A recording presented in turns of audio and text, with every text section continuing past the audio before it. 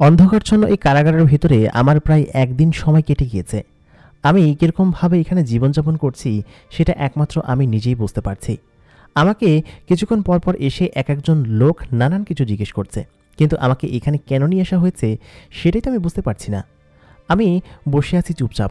খানিকক্ষণ বাদে দুজন লোক আমার কাছে এগিয়ে আসলো। বলল কি যে, চলো, তোমার বিচার কার্য শুরু হবে।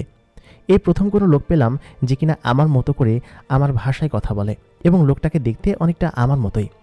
সে ওইসব লোকদের থেকে সামান্য একটু ভিন্ন এবং লম্বায় অনেকখানি ছোট। আমার কারাগার খুলে দিতেই আমি দৌড়ে পালানোর চেষ্টা করলাম, কিন্তু এইখান থেকে দৌড়ে পালানোর কোনো সুযোগ নেই। আমি খেয়াল করলাম তারা দুজন যেন আলোর গতিতে ছুটে আমার কাছে চলে আসলো এবং আমাকে ধরে ফেললো। আমার হাতে এক ধরনের বেষ্টনী দেওয়া, সেটা শিকলও না, অন্য কোনো কিছুও না। কোন ধরনের বস্তু দিয়ে তৈরিতে আমি জানি না, তবে এক ধরনের হ্যান্ডকাফের মতোই। তিনি আমাকে বললেন যে এখান থেকে পালানোর কোনো সুযোগ নেই। এটা একটা ভয়ঙ্কর জিনের জগৎ। এখানে কোনো মানুষ এসে আজ পর্যন্ত পালিয়ে যেতে পারেনি, সেহেতু তোমার বিচার হবে, তারপর তুমি এখান থেকে যেতে পারবে। তারপর ওরা আমাকে টানতে টানতে নিয়ে গেল এবং সেই লোকটা অন্যদিকে চলে গেল। আমি লোকটাকে জিজ্ঞেস করার আগেই তারা নিয়ে গেল এবং বলল কি যে, তোমার সঙ্গে বিচারের মঞ্চে দেখা হবে। বেশ খানিকক্ষণ আমাকে একটা উড়ন্ত গাড়িতে করে নিয়ে গেল বিস্তীর্ণ এক মরুভূমির উপর দিয়ে। চারিদিকে শুধুমাত্র ধুধু মরুভূমি, কোনো গাছপালা নেই। সেই গাড়ির একদম খুব নিচে হচ্ছে মাটি। 1 থেকে 2 হাত ওপরে সেই গাড়িটা উঠছে মাটি থেকে। কোনো পাহাড় যদি সামনে পড়ে তাহলে সেটা স্বয়ংক্রিয়ভাবে উপরে উঠে যাচ্ছে। এ কেমন গাড়ি! গাড়িটা দেখতে বেশ পুরাতন মনে হচ্ছে এবং খুবই অদ্ভুত রকমের। এরকম একটা জায়গায় আমার মতো আরও বেশ কিছু লোক আছে, কিন্তু তারা আমার মতো মানুষ নয়, তারা সকলে জিন। ওই লোকটার কাছে আমি এতটুকুই জানতে পারলাম। আমি খেয়াল করলাম আমার পাশে আরেকটা গাড়ি উড়ে যাচ্ছে। সেই গাড়ির ভেতর থেকে সেই লম্বা দাড়িওয়ালা লোকটিকে দেখা যাচ্ছে। তিনি আমাকে বললেন যে, আমরা একই জায়গায় যাচ্ছি, তুমি কোনো চিন্তা করো না, তোমার কোনো কঠিন বিচার হবে না, তুমি নিশ্চয়ই কোনো খারাপ কাজ করোনি। তারপর আমি কখন যে সেই জায়গায় পৌঁছে গেলাম, আমি খেয়াল করলাম গাড়িটা একটা ধুলোবালির মধ্যে দিয়ে ভিতরে ঢুকে গেল এবং সেটা ছিল এক অলৌকিক জগৎ। সেখানে ঢুকতেই দেখলাম চারিপাশে বিশাল আকৃতির পাহাড় এবং এই পাহাড়ে ঘেরা এই জঙ্গলটা এর আগেও আমি দেখেছি। সেই জঙ্গলের উপর দিয়ে উড়ে যখন আমরা খেয়াল করলাম বিশাল আকৃতির এক শহর, সেই শহর এ জগতের উন্নত সব শহরের থেকে অন্যরকম এবং খুবই ভিন্ন। এখানে সম্ভবত জিনেদের মূল কাবিলা এবং এরা সম্ভবত আসামিদের থেকে অনেকটা দূরে থাকে এবং তাদেরকে দূরে রাখে। আমি যখন সেই শহরে প্রবেশ করলাম, চারিদিকে শুধুমাত্র গাছপালা, নদী নালা এবং বিভিন্ন রকমের অলৌকিক ঘর রয়েছে এবং সেখানে আসমান দিয়ে নানান ধরনের জিনিস উড়াউড়ি করছে। কেউ পাখি হয়ে উঠছে, কেউ প্রজাপতি হয়ে উঠছে, আবার কেউ মানুষের বেশে উঠছে। তবে বেশিরভাগই যে জিন সেটা দেখিয়ে বোঝা যাচ্ছে। তাদের মুখের গঠন অনেকটা এবড়ো থেবড়ো। এর আগে আমি এরকম দেখিনি। এর আগে আমাকে যেখানে নিয়ে যাওয়া হয়েছিল সেই জায়গাটা এরকম ছিল না। আমাকে নিয়ে বিশাল এক প্রাসাদের সামনে দাঁড় করানো হলো। প্রাসাদের চারপাশটা সুন্দর পাথর বেষ্টিত এবং চারিদিকে কোনো অন্য বাড়ি নেই। এই বাড়িটা যেন শুধুমাত্র এখানকার জন্যই করা, পাহাড়ের অনেকটা উপরে এবং বাকি লোকালয়গুলো নিচে। এখানকার জনগণেরা সম্ভবত এরকমভাবেই বসবাস করে। আমাকে যখন সেখানে নিয়ে নামানো হলো, আমার সাথে সাথে সেই গাড়িটাও পেছনে এসে নামলো। তারপর সেই গাড়িটা একটু একটু করে সেই মহলের দরজা দিয়ে ভিতরে ঢুকে গেল। উপর দিয়ে এখানে ল্যান্ড করার কোনো সিস্টেম নেই, এই বড় দরজা দিয়ে তারপর যেতে হবে। সেই বড় প্রাচীরের সামনে বিশাল আকৃতির দরজা। এই দরজাটা আমার মতো 1 লাখ মানুষকে এক জায়গা করলেও হয়তো এত বড় দরজা তৈরি করা যাবে না, এত বিশাল আকৃতির দরজা। সেই দরজার ভেতর দিয়ে ভিতরে ঢুকে গেলাম এবং এটার বিশালতা আসলে ভাষায় বর্ণনা করা সম্ভব নয়। ভেতরে যাওয়ার পর আমাদের সকলকে একে একে সেখান থেকে গুনে গুনে নামানো হলো। আমাকে এবং সেই মুরব্বী লোকটাকে এক জায়গায় নিয়ে বসানো হলো। বলে কিছু, তোমরা এখানে বসো। এবং আরও 4-5 জন লোক আমার সঙ্গে ছিল। তাদের সকলকেই বিচারের জন্য এখানে নিয়ে আসা হয়েছে। হয়তো কাবিলার আশেপাশে কোনো প্রকার বেয়াদবি বা শয়তানি তারা করেছে বা কোনো রকম অপরাধ করেছে, জন্য বিচারের কাঠগড়ায় তাদেরকে দাঁড়াতে হবে। বেশ খানিকক্ষণ পর আমাদেরকে হাঁটতে বলল। আমরা খানিকটা দূরে হাঁটতে হাঁটতে চলে গেলাম। তারপর আমি একটা জায়গায় বসে আছি, ঠিক তখন আমাকে একজন লোক ডেকে নিয়ে বিশাল আকৃতির এক রুমের ভিতরে গেল।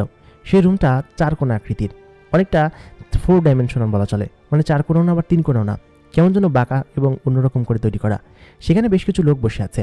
আমাকে কাঠগড়ার মতো দেখতে একটা জায়গায় নিয়ে যাওয়া হলো এবং সেখানে আমার বিচার কার্য করার জন্য একজন লোক আসলেন। সেই লোকের গায়ে এক ধরনের গাউন পরা, সেটা একদম সাদা ধবধবে রঙের এবং তার মাথায় এক ধরনের অদ্ভুত টুপি পরা। মাথার উপর দিয়ে 2টা শিং বেরিয়ে আসছে এরকম মনে হচ্ছে। তবে দূর থাকার কারণে অতটা বোঝা যাচ্ছে না।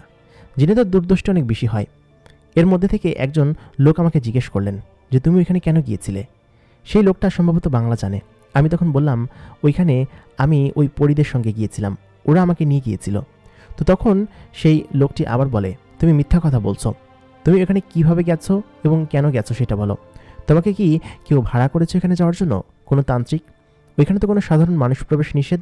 তুমি নিশ্চয়ই কোনো তন্ত্রবিদ্যা জানো অথবা কালো জাদু জানো, যেটার বলে তুমি ওইখানে গিয়েছো এবং আমাদের মেয়েরা ওইখানে থাকে সেটা তুমি খুব ভালোভাবে জানো। সেই কারণে তুমি সেখানে গিয়ে তাদের ক্ষতি করার জন্য সেখানে গিয়ে উপস্থিত হয়েছিলে। সত্যি করে বলো। তখন আমাকে এই কথা জিজ্ঞেস করতেই আমি বললাম না না, এমনটা না, আমি মূলত ওই পরীদের সঙ্গে গিয়েছিলাম এবং ওরাই আমাকে নিয়ে গিয়েছিল। তখন সেই উকিল আবার বললেন যে তুমি মিথ্যা কথা বলছো, ওইখানে কোনো সাধারণ মানুষের প্রবেশ নিষেধ, আর আমাদের মেয়েরা কখনোই কোনো মানুষের কাছে যায় না এবং তারা কখনোই এমনটা করবে না যে তোমাকে নিয়ে সেখানে ওরা রাখবে। ওইটা একটা ভিন্ন জগৎ এবং ওই জগতে মানুষ প্রবেশ নিষেধ। তুমি কিভাবে প্রবেশ করেছো সেটা বলো। তুমি নিশ্চয়ই একজন জাদুকর, তাই না? জাদুকর বালক। আমি তখন বললাম না না, আমি সত্যি কোনো জাদু জানি না, আমি তো একজন সামান্য রাখাল বালক, আমি খুবই গরিব এবং খুবই দরিদ্র, আমি সত্যিই জাদু জানি না। আপনারা সম্ভবত ভুল করছেন, আমি সত্যি কোনো জাদু জানি না। আপনারা যদি আমার বিষয়ে খোঁজ নিতে চান তাহলে খোঁজ নিতে পারেন। আমি অমুক জায়গায় থাকি আমার মা এবং ছোটো বোনের সাথে। আমাকে ওদের মধ্যে থেকে একটা মেয়ে ওখানে নিয়ে গিয়েছিল এবং সে আমাকে প্রতিদিন খাবার খেতে দিত এবং আমাকে সেখানে ঘুরতে নিয়ে গিয়েছিল। ওরা ওই সময়টাতে ঘুমাচ্ছিল, এই জন্য আমি বাইরে এসে হাঁটাচলা করছিলাম। সত্যি কথা আমার কথা বিশ্বাস করেন, কিন্তু কেউ যেন আমার কথা শুনতে চাচ্ছিল না। তখন সেখানে থাকা যে বড় জজ ছিলেন তিনি বললেন যে তুমি নিশ্চয়ই কোনো অপরাধ করেছো, আর তুমি সেখানে গিয়েছো কেন? আমাদের মেয়েরা কখনোই ওখানে নিয়ে যায় না কোনো মানুষকে। তুমি নিশ্চয়ই কোনো ভুল করেছো, তুমি নিশ্চয়ই কোনো কালো জাদু জানো, তাই না? তোমার বিচার আগামীকালকে হবে। আমি সমস্ত কিছু শুনলাম। সেইখান থাকা লোকজন আমাকে একদম চ্যাংদোলা করে ওইখান থেকে নিয়ে গেল। আমার কথা কেউ শুনল না। সবাই আমাকে কালো জাদুকারী মনে করছে এবং মনে করছে যে আমি খারাপ কিছু করি এবং খারাপ কিছু জানি আমি। এই কথা বলতেই আমাকে সেখান থেকে নিয়ে বাইরে নিয়ে আসা হলো। তখন সেখানে থাকা সেই মুরব্বিটাকে নিয়ে আসা হলো। আমি বাইরে দাঁড়িয়ে আছি। সেই মুরব্বিকে ওইখানে বেশ কয়েক বছর নিয়ে আসা হয়েছে। তিনি অনেকটা যুবক, তবে মুরব্বি ভাব চলে এসেছে চেহারায়। তার কথা শুনে মনে হয়েছে সে প্রায় 13 বছর যাবৎ এখানে আছে এবং তার বিচার এখন পর্যন্ত চলছে। তাকে প্রতিদিন এখানে নিয়ে আসা হয় এবং আবার সেখানে ফেরত দিয়ে আসা হয় এবং এক প্রকার জিনেদের এখানে থাকতে থাকতে সে অভ্যস্ত হয়ে গিয়েছে। তারপর তার বিচারও সম্পন্ন হলো। তাকে সঙ্গে করে একই গাড়িতে আমাদেরকে তোলা হলো। গাড়িটা আবার ছুটে চলেছে সেই মরুর প্রান্তরে, যে জেলখানা থেকে আমাদেরকে নিয়ে আসা হয়েছিল। ওইখানে যেতে আমার ভালো লাগে না। তখন সেই মুরব্বী লোকটা বললেন যে আমি এখানে 13 বছর যাবৎ আছি। সামান্য একটা ভুলের সাজা, আমি একটা জিনকে মেরেছিলাম। সে বিড়ালের রূপ ধারণ করে আমার এলাকার সামনে দিয়ে যাচ্ছিল। আমি আবার বিড়াল দেখলে মারধর করতাম। তো সেই বিড়ালটাকে দেখতেই আমি একটা পাথর ছুঁড়ে মারি, তার মাথায় লেগে মাথা ফেটে গিয়েছিল। সেই কারণেই আমাকে এখানে নিয়ে আসা হয়েছে এবং সেটার শাস্তি এখন আমি পেয়ে যাচ্ছি। মাঝে মধ্যেই আমাকে এই দরবারে ডাকা হয়। এই জায়গাটা অবশ্য খুব ভালো। বছরে একবার কি দুইবার আমাদেরকে ওইখানে খাওয়ার জন্য দাওয়াত করা হয়, বিশেষ করে যেসব মানুষ আছে সেসব মানুষদেরকে। আমাদেরকে তো মানুষ করে আলাদা করে দিবে। তুমি তো নতুন এসেছো, সেজন্য তোমাকে ওই সেলে রাখা হয়েছে। তোমার সাময়িক বিচার কার্যক্রম হলে তারপর আমাদের সাথে তোমাকে দিয়ে দিবে, তখন সেখানে গিয়ে কথা হবে। এগুলোই বলাবলি করছিল। আমি আসলে বুঝতে পারছি না যে আমি কি করেছি বা আমাকে এখানে কেন নিয়ে আসা হয়েছে। আমি তো কোনো বড় অপরাধ করিনি, আমি তো কোনো জিনকে মারিনি। বা তখন উনি বলল তুমি যে একজন জাদুকর, এটা হচ্ছে তোমার সবথেকে বড় শাস্তি এবং সবথেকে বড় দোষ। জাদুকরকে এরা খুব ভয় পায়, বিশেষ করে যেসব তান্ত্রিক আছে যারা জিনেদেরকে বশ করে তাদের দিয়ে নানান খারাপ কাণ্ড করায়। তো ওনারা মনে করেছে তুমি একজন জাদুকর। তুমি কি সত্যি তেমন? আমি তখন বললাম না, আমি সত্যি কোনো জাদুকর না, আমি একজন মানুষ। আর আমাকে ওই পরীরা সত্যি আমাকে নিয়ে গিয়েছিল এবং ওই পরীদের নাম আমি জানি। ওদেরকে আমি আমার এলাকা ঘুরিয়ে দেখেছি। ইভেন ওরা আমাকে কত সাহায্য করেছে। আপনি বিশ্বাস করছেন না? তখন সেই লোকটা বললেন তোমার কথা তো আমি বিশ্বাস করছি, মাঝে মধ্যে পরীরা এমন করে, তবে এই অঞ্চলের পরীরা নাকি মানুষের জগতে খুব একটা যায় না। তবে ওরা তোমাকে ওইখানে কেন নিয়ে গেল কিছুই বুঝতে পারছি না।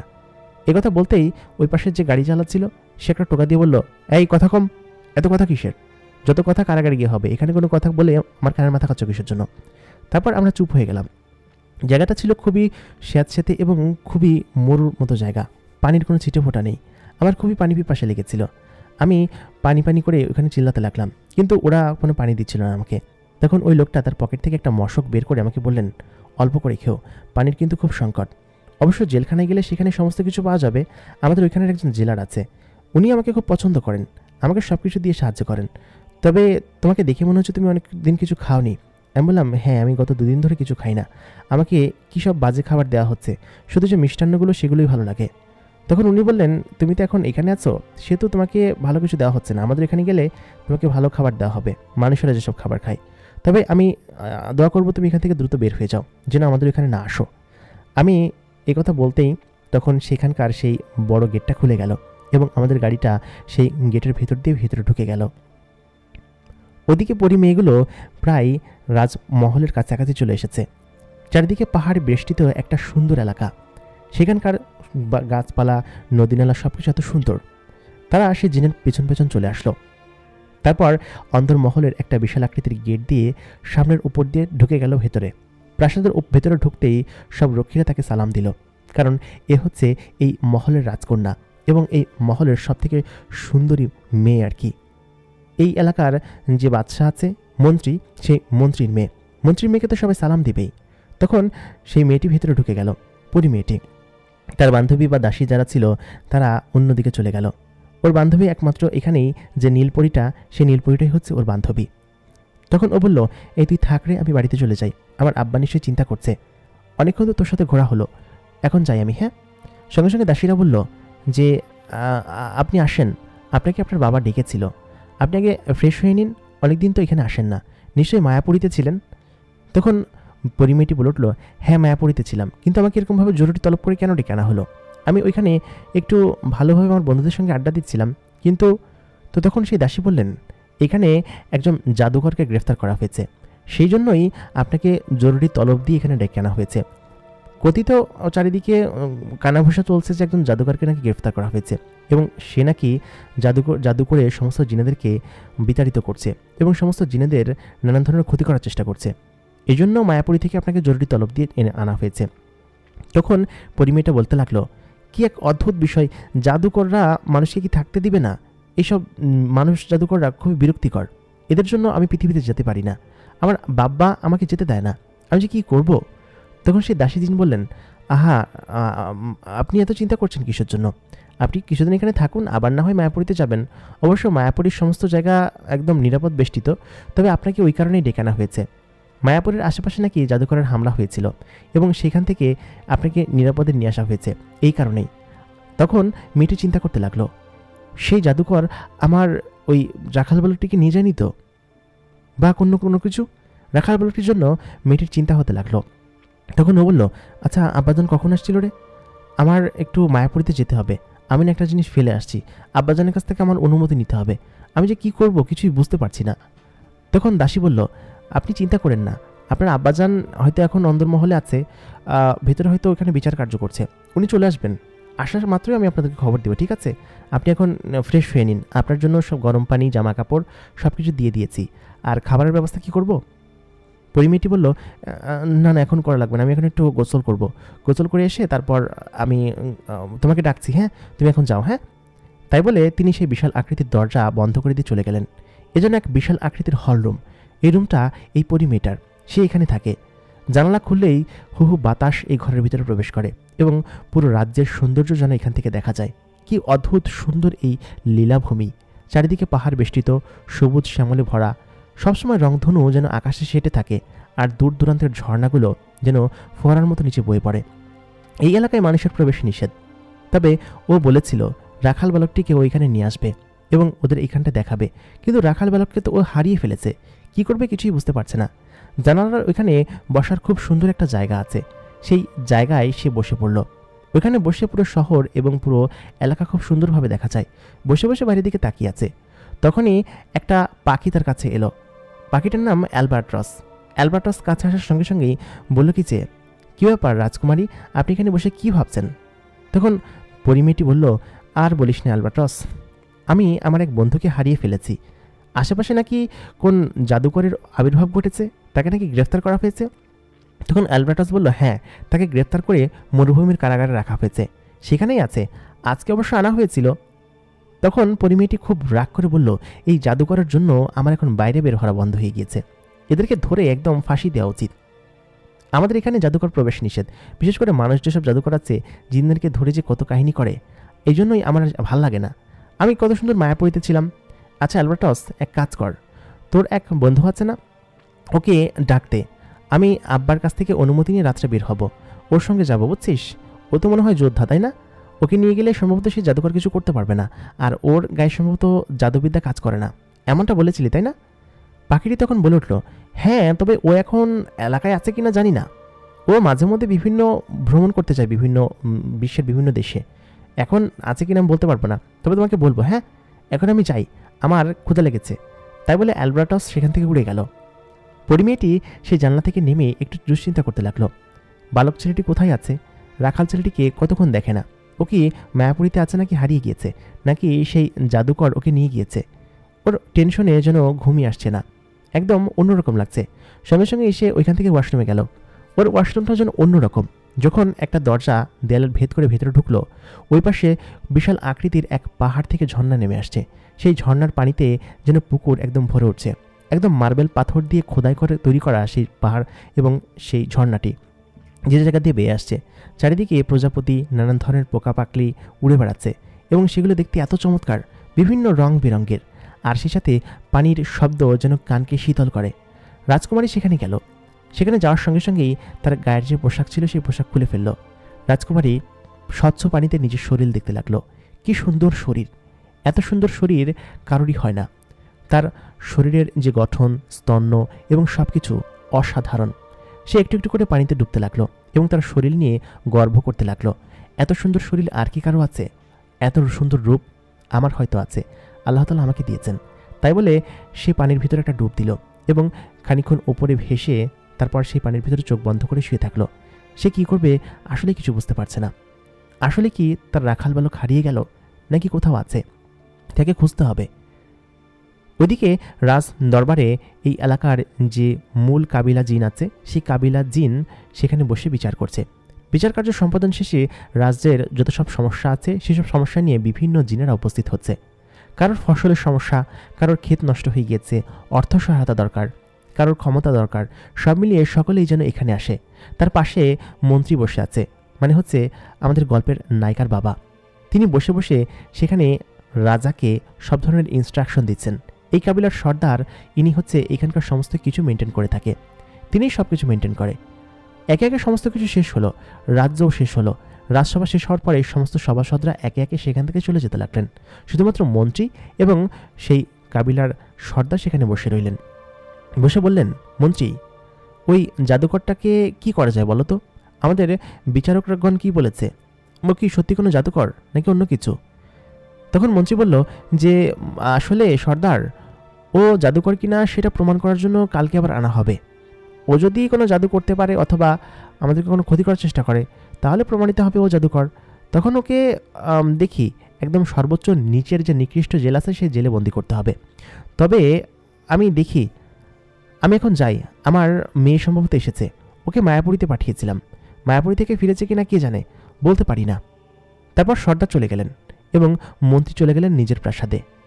মূল প্রাসাদ থেকে সে একটা বাহনে করে তার নিজের প্রাসাদে আসলেন। সেই প্রাসাদে এসে বললেন, কি আমার মেয়ে কি এসেছে? আমার মেয়েটা নিরাপদে কি ফিরেছে? তখন সেখান থেকে দুজন জিন ওপর থেকে ভেসে তার সামনে এসে দাঁড়ালো। বলল কি যে, মহারাজ, আপনার দুজন মেয়েকে আমি নিয়ে এসেছি এবং তার বান্ধবী তার বাড়িতে চলে গিয়েছে, আর আপনার মেয়ে সম্ভবত তার নিজের কক্ষে আছে। গোসল করে খাওয়া দাওয়া শেষ করে আপনার সঙ্গে দেখা করতে আসবে। আমরা তাকে নিরাপদে নিয়ে এসেছি। মায়াপুরী থেকে তারা আসতে চাচ্ছিল না, তবে সেখানটাই মূলত মূল হামলাটা হয়েছে, সেহেতু সেখান থেকে তাকে তো আনতেই হবে।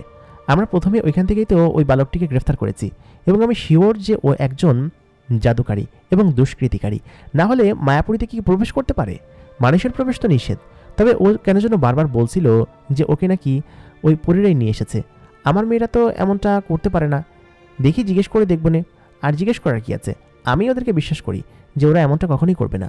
সব মিলিয়ে আসলে দেখি, তাহলে আমি যাই, একটু বিশ্রাম করতে হবে। তোমরা সমস্ত কিছু দেখে রেখো, হ্যাঁ? আর আসলে আমার কাছে একটু পাঠিয়ে দিও। তারপর সেই লোকটা সেখানে চলে গেলেন নিজের কক্ষে। মানুষের উপত্যকার সেই ভ্যালি, যেখানে রাখাল বালক এবং তার মা এবং বোন বসবাস করেন। তার মা এবং বোন তার জন্য চিন্তা করছেন, কারণ সে বিগত 3 দিন হলো বাড়িতে আসে না। সে বলে গিয়েছে যে এখানে আসলে হয়তো দেরি হবে আমার, কিন্তু 3 দিন যাবৎ খাবারও দিয়ে যাচ্ছে না, সে নিজেও আসছে না। তাহলে কি সেই জিনের কমান্ড দেওয়া বন্ধ হয়ে গেল? কিছুই বুঝতে পারছে না তার মা এবং বোন। তার মা এবং বোন বলল কি যে আজকে একটু আমাদের মোড়লের কাছে যাওয়া দরকার, তেনার কাছে গেলে যদি কোনো খোঁজ পাওয়া যায়। তাই বলতে বলতেই তেনারা মোড়লের কাছে গিয়ে উপস্থিত হলেন। বললেন কি যে মোড়ল মশাই, আমার ছেলেকে কি কোথাও দেখেছেন? মোড়ল মশাই বললেন, আপনার ছেলেকে আমি কোথায় দেখব, আর সে কোথায় আছে আমি কিভাবে বলবো? তার সাথে আমার লেনদেন শেষ, তার সাথে আমার সমস্ত সম্পর্কও শেষ, আর কি কোনো কথা নাই, জান আপনারা। তাই বলতে বলতে তারা চলে আসলো। রাস্তায় আস্তে আস্তেই একজন লোকের সঙ্গে দেখা হলো। সেই লোকটা হচ্ছে একটা জিন। তেনারা তার মার কাছে এসে বললেন কি যে আপনার ছেলে নিরাপদেই আছে, সে একটা সফরে গিয়েছে, সেখান থেকে খুব দ্রুতই ফিরে আসবে, আর যদি ফিরে আসতে না পারে তাহলে আপনাদেরকে চিঠি দিবে, আপনারা চিন্তা করবেন না। তারপর সেই জিনটা একটু অন্যরকমভাবে হেঁটে অন্যদিকে চলে গেল এবং কিছুক্ষণ বাদে হাওয়ায় মিশে গেল।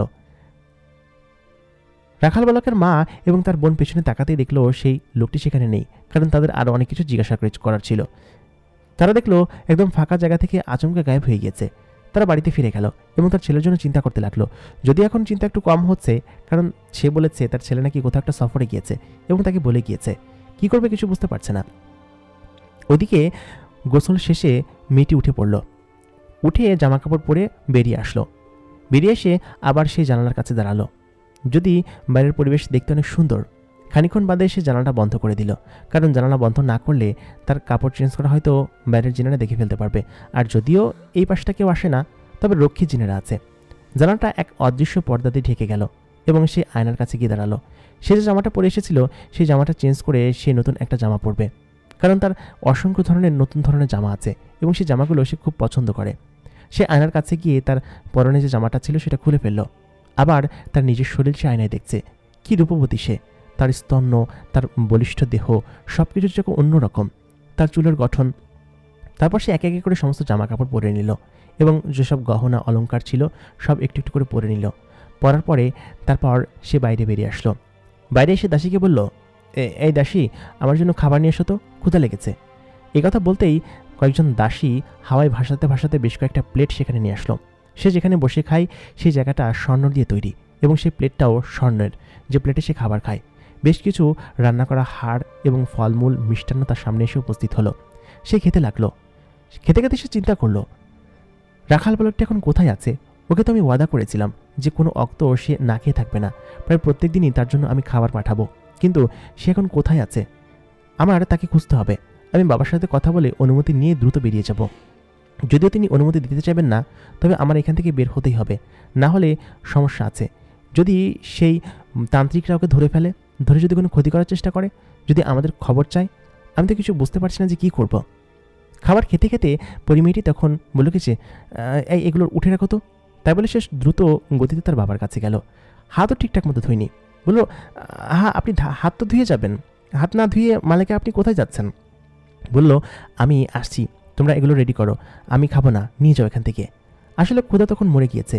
পরিমেয়টা রাখাল বালকটাকে যে পছন্দ করে ফেলেছে সেটা সে নিজেও বুঝতে পারছে, কারণ দূরত্ব বুঝিয়ে দিচ্ছে যে সে তাকে ভালোবাসে। সে দৌড়ে নিজের মহল থেকে পাশের মহলে চলে গেল।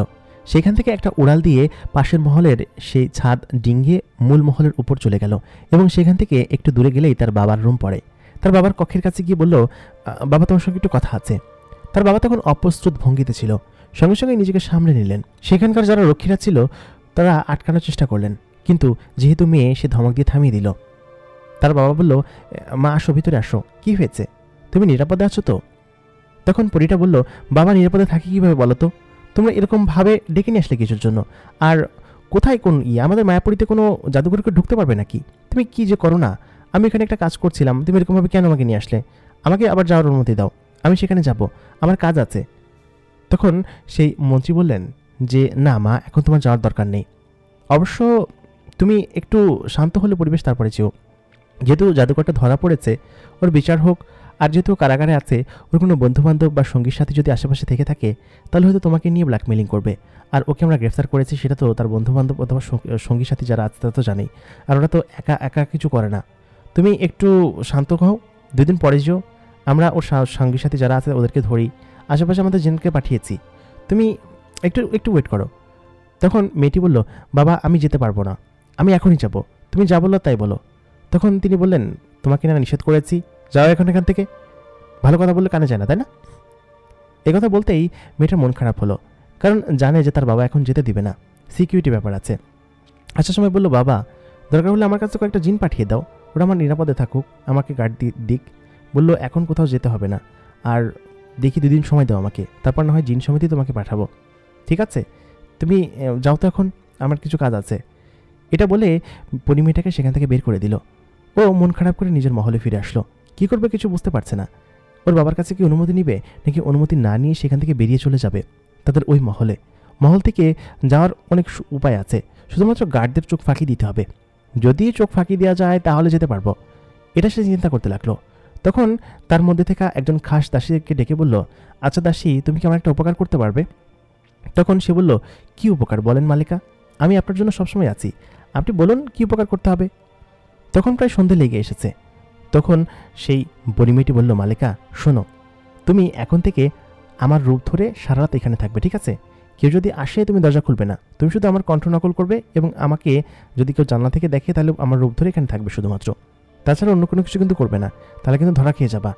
আমার বাবা ঠিকঠাক আমাকে চেনে, রূপ ধরে আছো সেটা তোমাকে চিনে ফেলবে, আর তুমি বাবাকে তো চেনোই, তাই না? তুমি বাবা যদি আসে বলবা কি যে তোমার শরীর খারাপ, তুমি শুয়ে পড়েছো, উঠবা না, হ্যাঁ? আমি গিয়ে গার্ডদের ফাঁকি দিয়ে এখান থেকে চলে যাব, একদম খুব স্মুথলিভাবে। তবে অ্যালবার্টাসকে ডাকতে হবে। অ্যালবার্টাস বলেছিল ওর একজন রক্ষী আমার সঙ্গে দিবে, এবং অ্যালবার্টাস আমার সঙ্গে যাবে। সঙ্গে আমার বান্ধবীকে নিতে পারলে ভালো হয়। দেখি সন্ধে নামার পরে তারপর যাব। সে বেশ খানিক্ষণ অপেক্ষা করতে লাগলো। সেই গার্ড মেয়েটা খুব ভয় পেয়ে আছে। ভয় পেয়ে বলল কি যে, মালিকা আমি কি সত্যিই পারবো? আমার আসলে ভয় লাগছে। পরিমেয়েটা বলল, তুমি পারবে, এত চিন্তা করো কিসের জন্য? কোনো চিন্তা করো না, হ্যাঁ? তখন বলল কি যে, আচ্ছা ঠিক আছে, আপনি যেহেতু বলছেন সেহেতু আমি পারবো, আর আপনি তো আমি তো আপনার খাস দাসী, সে তো আমাকে পারতেই হবে। বেশ খানিক্ষণ অপেক্ষা করার পর দেখলো গার্ডেরা প্রায় ঝিমিয়ে পড়েছে। তখন অ্যালবার্টাসও উপর থেকে আসছে। অ্যালবার্টাস বলল, কী ব্যাপার, কী ভেবেছো মালিকা?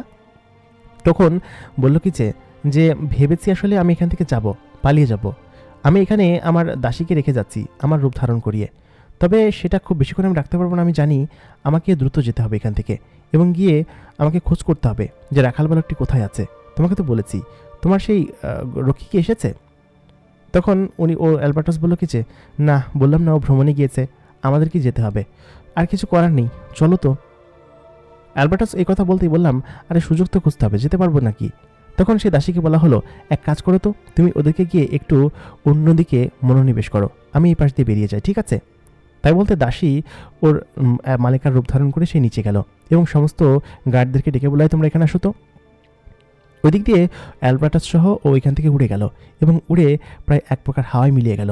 তখন সে দাসী বলল, মানে মালিকার রূপ ধারণ করে, যে তোমরা কিন্তু ভালোভাবে গার্ড দিবা, আশেপাশে কিন্তু জাদুকরের প্রভাব পড়েছে, হ্যাঁ? ভালোভাবে গার্ড দিও। এখন যাও, নিজেদের জায়গায় ফিরে যাও। যখন দেখলো মালিকা গায়েব হয়ে গিয়েছে, তখন সে উড়ে নিজের কক্ষে চলে আসলো, মানে মালিকার কক্ষে। মালিকার কক্ষে এসে বিছানায় শুয়ে রইল, দরজাটা খুব টাইট করে আটকে দিয়ে, কারণ যদি কোনোভাবে মন্ত্রী চলে আসে তাহলে ঠিকঠাক টের পেয়ে যাবে। এবং মালিকার রুমের ভিতরে সে চুপচাপ ঘাটটি মেরে বসে থাকলো মালিকার রূপ ধারণ করে। ওদিকে মালিকা আকাশ দিয়ে উড়ে যাচ্ছে একদম গুলির গতিতে। তাকে একা গেলে চলবে না, অ্যালবার্টাসও তার সঙ্গে আসছে। অ্যালবার্টাস হচ্ছে কথা বলা পাখি, এবং সে তার সঙ্গে সঙ্গে উড়ে আসছে। খানিকক্ষণ বাদে বিশাল আকৃতির এক মহল দেখা গেল, এই পাহাড় পার হয়ে পাশের পাহাড়ে। সেই পাহাড়ের উপর এক মহলের উপর সে নামলো। সেই মহলের পাশেই গিয়ে একটা রুম রয়েছে। সেই রুমের ভিতরে ঢুকতেই ভেতর থেকে একটা চিৎকারের আওয়াজ ভেসে আসলো। তখনই সে মুখ চেপে ধরে সেই চিৎকার আটা বন্ধ করে দিল, এবং বলল, আরে গাধি আমি। তখন বলল কি যে, তুই এখানে এত রাত্রেবেলা কী করছিস? আর এখন রাত্রেবেলা এরকমভাবে বের হওয়া তো ঠিক না। তখন মালিকা বলল যে, তুই বুঝতে পারছিস না, রাখাল বালকটা কোথায় গেল? আমার চিন্তা হচ্ছে, ওকে আমাকে খুঁজতে হবে। ও আমাদের ওইখান থেকে হারিয়ে গেল। আগে আমাদেরকে তন্ন করে খুঁজতে হবে আমাদের মায়াপুরীতে। যদি এখানে না থাকে তাহলে নিশ্চয়ই ওকে সেই জাদুকরি তুলে নিয়ে গিয়েছে। আর যদি তুলে নিয়ে গিয়ে কোনো অত্যাচার করে, আমার ওর জন্য খুব খারাপ লাগছে আসলে, সত্যি কথা বলতে। তখন ওর বান্ধবী বলল, তোর হাবভাব তো কিছু ভালো লাগছে না। সত্যি সত্যি কি তুই রাখাল বালকের প্রেমে পড়েছিস নাকি? ও তো একটা মানুষ, আর তুই আমাদের রাজ্য সম্পর্কে জানিস, তোর বাবা কখনো মেনে নিবে না। তুই কি বলছিস এসব? তখন পরিমেয়েটি বলল, আসলে কিছু করার নেই, আমি ওকে ভালোবেসে ফেলেছি, ওকে খুঁজতে হবে, চল তাড়াতাড়ি, তুই যাবি কিনা তাই বল। পরিমেয়েটি বলল, আচ্ছা ঠিক আছে চলো, তুমি যেহেতু এত করে বলতেছো, না যে উপায় নেই। আর অ্যালবার্টাসকে সাথে করে নিয়ে এসেছো, বাহ, ও অনেক কিছু জানে। আগে আমাদেরকে মায়াপুরীতে গোপনে প্রবেশ করতে হবে, কারণ মায়াপুরীতে এখন কড়া নিরাপত্তা চারিদিকে। হয়তো গোপনে প্রবেশ করে দেখি সেখানে গিয়ে কিছু পাওয়া যায় কিনা। তাই বলে তারা তিনজনেই আকাশে উড়াল দিল এবং গুলির গতিতে সামনের দিকে এগিয়ে যাচ্ছে। বেশ খানিকটা আগানোর পরে তারা সেই মায়াপুরীতে চলে আসলো, যেখানে তারাই থাকে। মায়াপুরীর যে মূল রক্ষী আছে সেখানে গিয়ে বলল কি যে, শোনো, তুমি যদি কিচ্ছু বলেছ কাউকে, এখানকার যেসব রক্ষী জিন আছে সবাইকে বলো ঘুমিয়ে যেতে, এবং বলো যেন তারা নিরাপদ না দেয়, ঠিক আছে? এবং বলো যে এখানে কোনো সমস্যা নেই, এখানে কেউ নেই, যেহেতু এখানে কেউ প্রবেশ করবে না, শুধু তোমরা তোমাদের মতো করে আরাম করো, মানে তাদেরকে এলিয়ে দাও। আমি একটু এখানটা ঘুরবো, আমার বাপের চোখ ফাঁকি দিয়ে এসেছি, যদি কোনো উল্টাপাল্টা কোনো কিছু করেছো রে ভাই, আমি কিন্তু তোমার নামে উল্টাপাল্টা বিচার দিয়ে তোমাকে এখান থেকে বাইর করে দিব। খুব ভালো একটা জায়গায় আছো কিন্তু, এটা কিন্তু মাথায় থাকে। তখন সেই জিনটা বলল, আরে রাজকুমারী, আপনি যা বলবেন তাই শুনবো, আপনার কথাই আমার কথা, আর আপনি আমাকে যে পরিমাণ সুবিধা দেন তাতে করে আপনার কথা শুনবেন তো কার কথা শুনবো, আমি এখনই যাচ্ছি। এটা বলতেই সে চারিদিক গিয়ে সমস্ত রক্ষীদেরকে বলল, এই তোমরা ঘুমায় পড়ো, এখানে এত নিরাপত্তা দেওয়ার কিছু নেই, এখানে তেমন কেউ নেই, আর জাদুকর এখানে আসবেও না, আসলে তখন দরকার ডেকে দিব। তাই বলতেই তারা সবাই ঘুমিয়ে গেল এবং চারিদিকটা একদম নিরাপত্তা শূন্য হয়ে পড়ল। তারপর সেই মেয়ে জিন এবং সেই মালিকা তিনজনে আসলেন অ্যালবার্টাস সহকারে। তারা চারিদিকে খুঁজতে লাগলেন মায়াপুরীর, সেই জঙ্গলে, সেই পুকুর পাড়ে, সেই ফলের বাগানে, সমস্ত জায়গায় খুঁজতে লাগলো। কি হলো কিছুই বুঝতে পারলাম না, আসলে কি হচ্ছে এইসব, কিছু মাথায় আসছে না, কোথাও খুঁজে পাওয়া যাচ্ছে না। তাহলে কি মানুষের দুনিয়ায় খুঁজতে হবে? ও যদি চলে গিয়ে থাকে, চলতো আবার আমরা ফিরে যাই সেখানে, ওর বাড়িতে, সেখানে গেলে যদি পাওয়া যায়। তাই বলে তারা ওইখান থেকে আসমানে আবার উড়াল দিল এবং মায়াপুরী থেকে বেরিয়ে যেখানটায় ওর সাথে প্রথম দেখা হয়েছিল সেইখানে গেল, সেই লেকের পাড়ে। ওর বাঁশির সুর কতদিন শোনে না, কতদিন ওর চেহারা দেখে না, প্রায় 2টা দিন হয়ে গেছে, কোথায় গেছে কিছুই তো বুঝতে পারছি না। আসলে এটা বলতে বলতেই সেখানে থাকা একজন জিনের সঙ্গে দেখা হলো। বলো কি যে, আপনারা এখানে, আপনাদের তো এখানে থাকার কথা না, আপনারা জানেন যে আমাদের রাজ্যের আশেপাশে এক জাদুকর ঘোরাফেরা করছে, যদি কোনোভাবে আপনাদেরকে আটকে ফেলে তাহলে কিন্তু অনেক খারাপ হয়ে যাবে। আপনারা কিন্তু তখন আপনাদেরকে উদ্ধার করতে গেলে তার সেই যে জাদুকর আছে তাকে ফেরত দিতে হবে, তারপরও আপনারা এখানে। তখন মায়াপুরী বলল কি যে আচ্ছা শোনেন, আপনি কি আপনার চাকরি চান নাকি হারাতে চান? তখন সেই জিনটা বলল, এই যে এইভাবে আপনারা বলবেন না, আপনাদের নিরাপত্তার সাথেই তো বলি, তারপরে এমন করেন কিসের জন্য? তারপর মায়াপুরী বলল, তুমি এখান থেকে চলে যাও ভাই, আমি চাই তুমি চাকরি করে খাও, তোমার বাড়িতে বাল বাচ্চা আছে তো নাকি, আমরা যা করি সেসব বিষয় নিয়ে কোনো মাথা ব্যথা করো না। তবে একটা কাজ করতে পারো, তুমি আমার নিরাপত্তার জন্য আমার আশেপাশে থাকতে পারো। তখন সেই জিনটা বলল, হ্যাঁ সেটাই করতে হবে, না হলে আসলে যদি কোনো কিছু হয়ে যায় তখন আমাকে জিজ্ঞেস করবে আমি কেন নিরাপত্তা দিইনি। আমি আপনার আশেপাশে আছি, তবে আপনার কাছাকাছি না, হ্যাঁ আপনি কোনো বিপদ হলে আমি আছি, আমি দেখব দূর থেকে। তাই বলে সে অনেকটা দূরে গিয়ে গায়েব হয়ে গেল। তার মানে সে আশেপাশে আছে এবং আমাদের উপর নজর রাখছে, এবং সে যে আছে সে থাকার পরে একটু নিঃশ্বাস আসলো আর কি, একটু স্বস্তি ফিরল, কারণ জাদুকর যদি ধরে ফেলে। তারপর জঙ্গলের উপর দিয়ে সেই পরিগুলো উপর দিয়ে উড়ে যাচ্ছিল এবং মায়াপুরীর দিকে আবার এগিয়ে যাচ্ছিল। কি করবে কিছু বুঝতে পারছে না, সব মিলিয়ে তার যেন মাথা ঘোরা শুরু করলো। ওদিকে সেই বিশাল আকৃতির জেলখানার ভিতর দিয়ে গাড়িটা ঢোকার পর গাড়িটা সেই কারাগারের সামনে নামানো হলো। বিশাল আকৃতির এক গোল ঘর, সেই গোল ঘরের নিচে গাড়িটা পার্ক করবে। আগে আমাদের সবাইকে নামিয়ে দিল, নামিয়ে দেওয়ার সঙ্গে সঙ্গেই সেখানে সমস্ত জায়গা একদম খুলে একদম আন্ডারগ্রাউন্ডে একটা গর্ত হয়ে গেল। সেই গর্তের ভিতর দিয়ে সেই গাড়িটা ঢুকে গেল। এক অদ্ভুত ফাংশন, এই গর্তের ভিতর দিয়ে ঢুকে গিয়ে একটা সুড়ঙ্গ আছে, সেই সুড়ঙ্গের ভিতরেই গাড়িটা পার্ক করে রাখে এবং খুব অদ্ভুত পার্কিং জায়গা। এরকম বেশ কয়েকটা গাড়ি ভিতরে আছে। আমি নজর বোলালাম যখন আমি সাইড দিয়ে যাচ্ছিলাম, গর্তটা আমার থেকে প্রায় কয়েক হাজার গুণ বড়। এত বড় একটা গর্তের ভিতর দিয়ে এই গাড়িটা নিয়ে যাচ্ছে। এখানকার ফাংশন কীভাবে তৈরি করেছে জিনেরা, এবং জিনেরা এখানে এরকমভাবে থাকে, সত্যি অকল্পনীয়। একটা জিন আমাকে থাপ্পড় মেরে বলল, সামনের দিকে তাকা, ওদিকে কি দেখছিস, নিচে একদম ফেলে দিব, একদম আলো ভর্তা হয়ে যাবে। তারপর একটা কক্ষের ভেতর দিয়ে সেই সরু রাস্তা দিয়ে আমাদেরকে সেই জায়গায় নিয়ে গেল। আমার সাথে যারা ছিল তাদেরকে অন্য সেলে নিয়ে গেল এবং আমাকে সেই জায়গায় রাখা হলো। আমি কিছু বুঝতে পারছি না আমাকে কেন এরকমভাবে এখানে নিয়ে আসা হয়েছে, আর আমি তো কোনো জাদুকরও না, এরকম জাদুকরের ট্যাগ লাগিয়ে আমাকে এখানে কেন রাখা হলো। আমি সেই জিনটাকে জিজ্ঞেস করলাম। জিনটা বলল যে তুই একটা জাদুকর, তোর কোনো ভরসা নেই, আমাদের এখানে কোনো জাদু করতে পারবি না তুই। আর তোকে এই যে পায়ের ভিতরে একটা বেড়ি পরে আনা হয়েছে না, এই বেড়িটা হচ্ছে তোর জাদুকে নষ্ট করে দিয়েছে, তুই এখন চাইলেও জাদু করতে পারবি না। আমি তখন বললাম, আরে গাধারা, আমি একটা মানুষ, আমি কোনো জাদুকর নই, আর আমি কোনো জাদু করতেও পারি না। ওইখানে ওই পরিমেয়েগুলো আমাকে নিয়ে গিয়েছিল, ওই পরিমেয়েদের মধ্যে থেকে একজনের নাম যেন কি মালিকা মালিকা বলে ডাকছিল সবাই। তখন ওই রক্ষী জিনটা বলল, তুই মালিকাকে চিনিস? আমি বললাম, মালেকাকে না চেনার কি আছে, ওর সঙ্গেই তো আমি ঘুরেছি, তবে ওর নাম কি মালেকা? ওর নাম তো অন্য কোনো কিছু বলেছিল আমাকে। তো তখন সে বলল, তুই মালেকার নাম মুখে নিয়েছিস, আমাদের মন্ত্রীর মেয়ে, সে তোকে ওখানে কেন নিয়ে যেতে যাবে? তোর মতো একজন সাধারণ মানুষ, একজন নিকৃষ্ট পিঁপড়ার মতো মানুষ তোকে কেন নিয়ে যাবে? আমাদের মালেকা কত সুন্দরী আর কত ভালো, তোকে কেন এখানে নিয়ে যাবে? আর তুই নিশ্চয়ই কোনো কিছু করেছিস, তাই না? আর মালেকাকে নিশ্চয়ই বশ করতে চেয়েছিলি, এই জন্যই আমাদের মহারাজ মালেকাকে নিয়ে এসেছে। তখন সেই জিনটা এই কথা বলতে আমি বললাম, কি মালেকা এখানেই আছে, আশেপাশে আছে? তখন সেই জিনটা বলল, এই ফালতু কথা বলবি না তো, যা ভিতরে যা, আর তোর জন্য খাবার এখনই নিয়ে আসছি। প্রত্যেকদিন খাবার বাঁচিয়ে রাখিস, এসব খাবার ফেলতে হয় আমাদেরকে। আমি তখন বললাম, এসব খাবার খাওয়া যায়? কি উৎকৃষ্ট দুর্গন্ধযুক্ত খাবার, এসব ভালো লাগে না, খুবই বিশ্রী। আমার মালিকা নিশ্চয়ই এখানে আছে, তাই না? তখন সেই জিনটা বলল কি যে, হ্যাঁ, যেখান থেকে ফিরে আসছিলি ওই যে রাজ্যে যেখানে তোর বিচার হয়েছে ওর পাশের একটা ভবনেই ওর বাসা, এবং ওইখানেই থাকে। তবে আমরা বিচার কার্য ব্যতীত ওখানে কখনো যাই নাই, ওই শহরে মাঝে মধ্যে যাই, আমাদেরকে এখানেই রাখছে এবং আমরা এখানেই থাকি। শহরটা খুবই ভালো শুনছি, মাঝে মধ্যে দু একবার যাওয়া হয়েছে, তবে সব জায়গায় ঘোরা হয় নাই। ঘোরার খুব ইচ্ছা আছে, তবে একটা কাজে তোর হেল্প করতে পারি। যদি এর পরের বার বিচার কার্যে তুই বলিস যে তুই আমার সঙ্গে যাবি, একবার ঘুরে আসা যাবে সেখানে, তাহলে মালিকা সম্পর্কে তোকে তথ্য দিতে পারি। আমি বললাম, আচ্ছা ঠিক আছে, আপনি বলেন ভাই, আমি আপনাকেই নিয়ে যাব এবং সমস্ত জিনিস আপনাকে ওইখানকে আপনি দেখেন। তখন সে বলল, এখানকার মালিকা হচ্ছে আমাদের মন্ত্রীর মেয়ে এবং তার একটা মহল আছে, সেই মহলের আশেপাশে কোনো জিনেরা যেতে পারে না, ওইখানকার রক্ষী যেসব আর আছে তারা ছাড়া। সে অনেক নিরাপদে থাকে সেখানে, মাঝে মধ্যে মানুষের দুনিয়ায় যায়, আর মায়াপুরীতে থাকে সবসময়। ওর জন্য ওর বাবা ওইখানে মায়াপুরী তৈরি করেছে এবং ওর বান্ধবী ওর অনেক দাসীকে নিয়ে ওইখানে থাকে। সব মিলে জায়গাটা নাকি অনেক সুন্দর, যেখান থেকে তোকে ধরে নিয়ে আসা হয়েছে, যেখানে তুই ঢুকতে গেছিলি। আমি বললাম, আমি মায়াপুরীতেই ছিলাম এবং ওই পরীদের সাথে থেকেছি, খেয়েছি, ওদের সঙ্গে গোসল করেছি, বিশ্বাস হচ্ছে না তাই না? তখন সে জিনটা বলল, আসলে কি বলবো, এদের সব কারবার, তবে তোকে দেখে মনে হচ্ছে না তুই জাদুকর, জাদুটা তো করতে পারিস।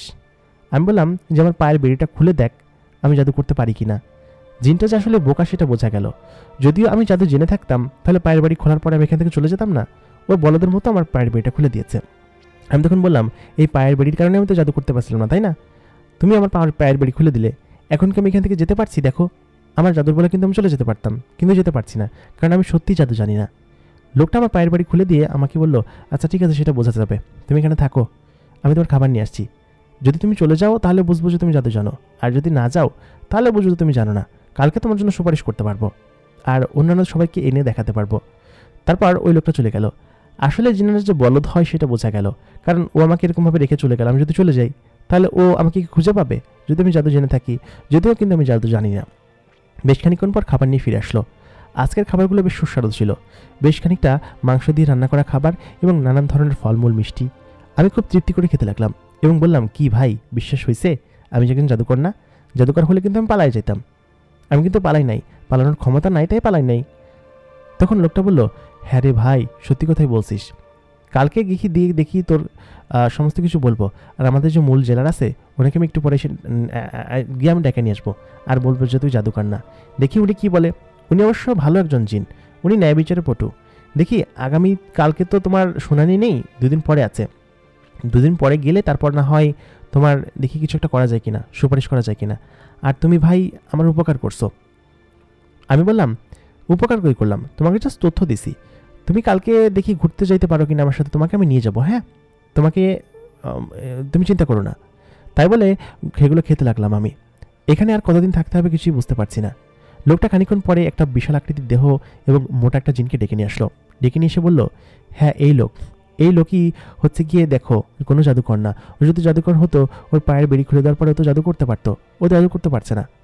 তখন সেই মোটার জিনটা বললো কি যে, মাথা মোটা, ওটা খুলছিস কিসের জন্য, খোলার পর যদি চলে যেত। তখন আমি বললাম, আরে ভাই, আমি তো জাদু জানি না, আমি যাবো কীভাবে? তুমি কালকে গিয়ে একটু সুপারিশ করো ভাই। দেখো, আমাকে শুধু শুধু এখানে নিয়ে আসা হয়েছে, আমি একজন কাঠুরিয়া এবং একজন রাখাল বালক, ঘুরতে ঘুরতে হয়তো ওখানে চলে গিয়েছি, বুঝতে পারছো? তখন সেই লোকটা বলল, হ্যাঁ বুঝতে পারছি। লোকটার মুখে বড় বড় দাড়ি। তারপর তেনারা বললেন, আচ্ছা ঠিক আছে, তুই থাক, আমি গেলাম। হ্যাঁ, মায়াপুরের কাছাকাছি পরি দুটো চলে এসেছে, সাথে আলবাট্রাসও আছে।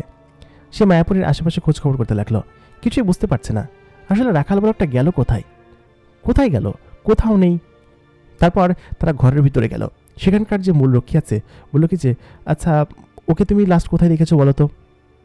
তখন ওই লোকটা বলল কি যে, ওকে আমি লাস্ট ওই বাগানের ওইখানেই দেখেছি। একটা কথা, ওই বাগানের ওইখান থেকেই নাকি সেই জাদুকরকে ধরা হয়েছে। তখনই পরীর মাথায় আসলো, জাদুকর, বাগান, তার মানে কি ওই জিনেরা আমার রাখাল বালককে কোনো জাদুকর মনে করে এখান থেকে নিয়ে গিয়েছে? তখন সেই মুরব্বী লোকটার কাছে জিজ্ঞেস করতে লাগলো, এই তুমি সত্যি করে বলো তো কোন দিকে নিয়ে গেছে?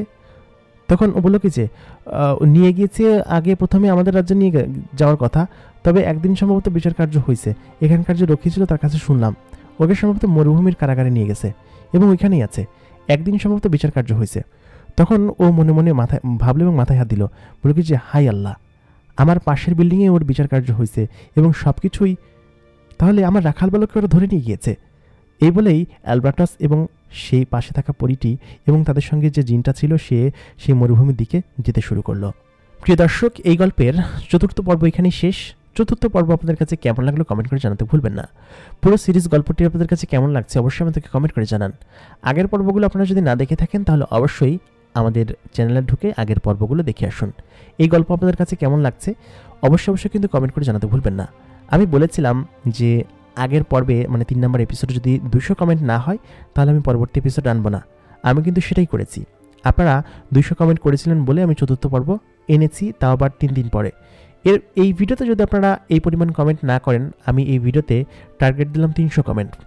যদি 300 কমেন্ট না হয় আমি পরবর্তী এপিসোড আনবো না, কারণ আপনারা দেখতেই পাচ্ছেন যে আমি যেটা বলি সেটা করি। এবং আপনারা যদি শুনতে চান তাহলে অবশ্যই এই ভিডিওতে লাইক এবং কমেন্ট 300টা মাথায় থাকে, যেন 300টা কমেন্ট করতে হবে, তারপরে আমি পরবর্তী এপিসোড আনবো। আপনারা জানেন যে গল্পটা কত সুন্দর এবং কত সুন্দরভাবে সামনের দিকে এগোচ্ছে। আমি চাইলে আপনাদের সুবিধার্থে গল্পটি আরও বড় করতে পারি এবং সেটা করব যদি আপনারা সাপোর্ট করেন আমাকে। যাই হোক, বেশি বেশি করে কমেন্ট করুন, লাইক করুন এবং পরবর্তী এপিসোডের জন্য অবশ্যই এগুলো করতে হবে। এতক্ষণ কণ্ঠে আমি আরজে ইমরান আপনাদের সঙ্গে ছিলাম। দেখা হচ্ছে পরবর্তী এপিসোডে, সেটা আপনাদের প্রয়াসে, আপনারা যদি চান তাহলে ভালো থাকুন, সুস্থ থাকুন, আমাদের চ্যানেলটাকে সাবস্ক্রাইব করে রাখুন এবং বেশি বেশি করে কমেন্ট এবং লাইক করুন। দেখা হবে পরবর্তী এপিসোডে। খোদা হাফেজ।